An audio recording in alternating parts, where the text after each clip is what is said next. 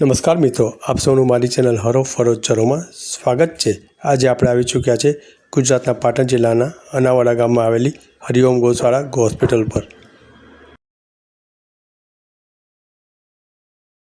આ ગૌશાળામાં અશક્ત, અકસ્માત, બીમાર અને અપંગ ગાયોની દેખરેખ કરવામાં આવે છે, સારવાર કરવામાં આવે છે અને ખૂબ દિલથી કરવામાં આવે છે।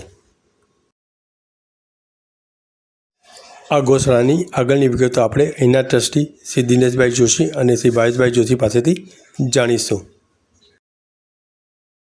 દિનેશભાઈ, આ અબોલ જીવો છે એને માટે શેડ કેવા હોવા જોઈએ?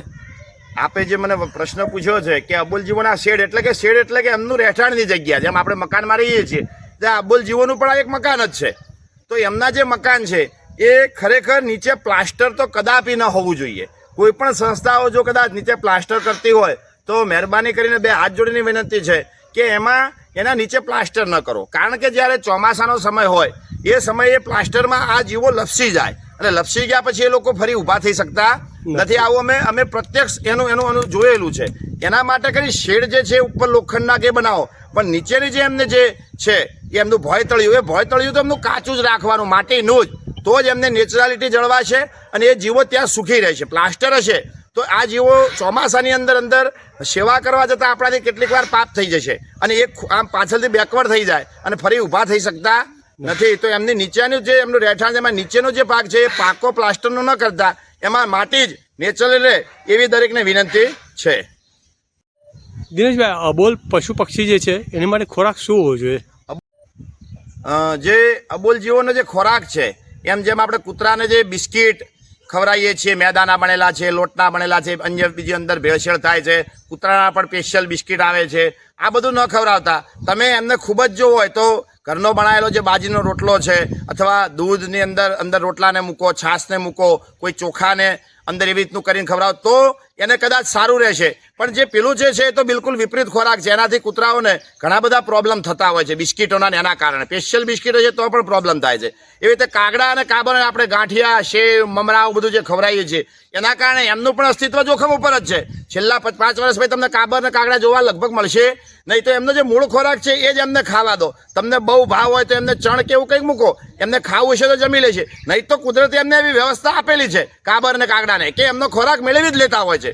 પરંતુ તમે લોકો મહેરબાની કરી અને એમનું આખું જીવન ચક્ર જે છે પરમાત્માએ ગોઠવેલું છે એ તોડવાનો પ્રયત્ન કરશો નહીં, નકર આપણે પણ પાપના ભાગીદાર બનીશું। ખરેખર ખૂબ જ સારી માહિતી આપી તમે। આ બહુ ઓછાને ખબર હોય છે ને આજે આ માધ્યમ દ્વારા બધાને ખબર પડશે એકચ્યુઅલી। હા, અને ખરેખર આ વિષયથી લોકો માહિતગાર થવા જોઈએ, કારણ કે શું થાય ભૂલથી કેટલીક વાર આપણે પુણ્ય કરવા જતા પાપના પણ ભાગીદાર થઈ જતા હોઈએ છીએ, ભલે આપણને ખબર નથી, પરંતુ જાગ્યા ત્યાંથી સવાર આપણને આ માહિતી ખબર હોય તો આજથી જ આપણે તમારા જે ખબર પડે ત્યારથી તમે આ વસ્તુ બંધ કરજો અને એમને સેવાના અનેક માધ્યમો છે એ તરફ વળજો। મહેરબાની કરી બિસ્કિટ, ગાંઠિયા, સેવ, પાપડી આ અબોલ જીવોને ખવડાવવાનું બંધ કરો। એક બીજો વિષય થોડોક લઈ લઉં કે જેવી રીતે આપણે આ કૂતરા અને કાબર અને કાગડાની જે વાત કરી એવી રીતે જે આ ગૌ માતાઓ ઘણી બધી પાંજરાપોળોમાં ગૌશાળામાં વધુ આશ્રય લઈ ગૌ માતાઓ છે, તો આ ગૌ માતાઓ માટે કેટલા સમયથી ક્રેઝ એક ચાલી રહ્યો છે કે ઉનાળાની અંદર એમને રોટલી અને રસ પીરસવામાં આવે। કેટલાય દાતાશ્રીઓ દ્વારા આ રસ અને રોટલી પીરસવામાં આવતી હોય છે, જે ખરેખર એ એમનો રસ રોટલી ખોરાક છે નહીં। એ રસને અંદર તમે મૂકો છો, એને પીવો એટલો પીવે, એનાથી એ ઘણીવાર ખૂબ બીમાર પડી જાય છે, ફૂડ પોઈઝન થતું હોય છે। અમે આવા ઘણા બધા કેસ અહીં જોયા છે અને એના કરતાં જો તમારે એમને ખવડાવવો હોય તો સૌથી બેસ્ટમાં બેસ્ટ એમના માટે લીલો ઘાસચારો લાવો। લીલો ઘાસચારો જે આ ગૌ માતાઓ છે એમના માટે સૌથી પ્રિય છે। તમને એવું લાગે તો સિઝનેબલ કોઈ ફ્રૂટ હોય, કોઈ શાકભાજી હોય એ ખવડાવો, પણ મહેરબાની કરી અને આ અબોલ જે ગૌ માતાઓ છે એમને કેરીનો રસ ન ખવડાવશો। આ છે ગૌશાળાનું કાર્યાલય। ભાવેશભાઈ, આ જે ગાય છે બહુચર ગાય આ જ ને? હા, બહુચર પ્રથમ ગૌ માતા જે આ ગૌ હોસ્પિટલમાં આવેલા એમને અહીંયા સમાધિ અમે દેવ થતા એમને અહીંયા અમે સમાધિ આપેલી છે। આ શું છે એકચ્યુઅલી કહેશો જરા, સમજાવશો? આ શું છે સમજાવશો? જેમની મા દેવ થઈ ગઈ હોય એ બધા જ અહીંયા વાછડા ગૌ માતાને લાવેલા એ ટાઈમે અહીંયા એમને દૂધ પાઈને મોટા કરી અને એક અલગ વિભાગ છે ગોપાલ ગોષ્ઠ એનું નામ આપેલું છે. બધા જ મા વગરના હતા, એમને ધીરે ધીરે દૂધ પાવી અને અહીંયા મોટા કરેલા છે. અને આજે આ ગોપાલ ગોષ્ઠ અહીંયા એક વિભાગ છે, એની અંદર રાખવામાં આવે છે. કપિલા ગૌમાતા વિભાગ. આ છે કપિલા ગૌમાતા. આજે લખ્યું છે ને કપિલા ગૌમાતા વિભાગ એટલે શું? આ બહુચર ગૌમાતા હતા, એમના પછી એમના વારસાઈમાં જે એમનો જન્મ થયો તો એ કપિલા મૈયા એમનું નામ આપેલું છે.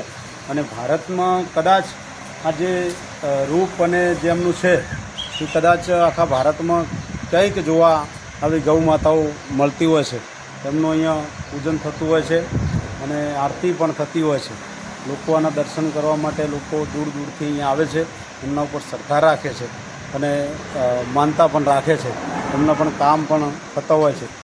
ધન્વંતરી વિભાગ.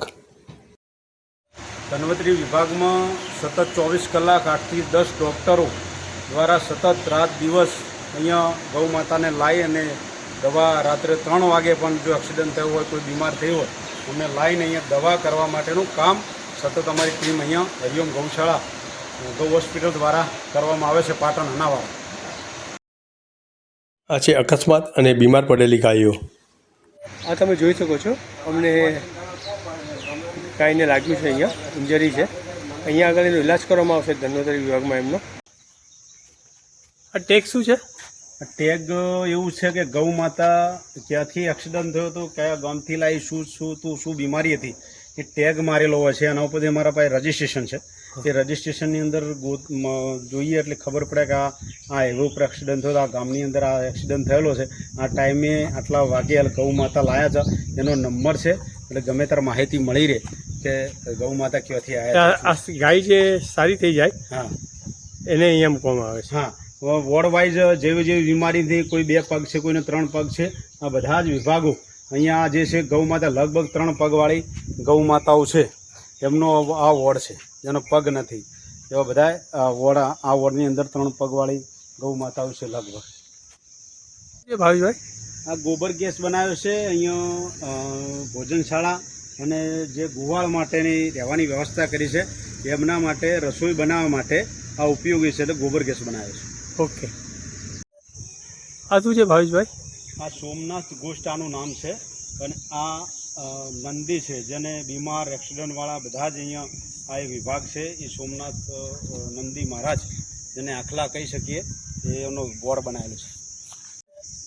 આ ગૌ માતાના આખા વર્ષ માટે ઘાસચારાની વ્યવસ્થા કરવાની હોય છે, કોઈ દાતા દ્વારા તો વેચાતી લાવી અને સિઝનમાં અમે અહીંયા ગાય માટે ઘાસચારો એકત્રિત કરીએ છીએ, જે આખા વર્ષ માટે ચાલતો હોય છે.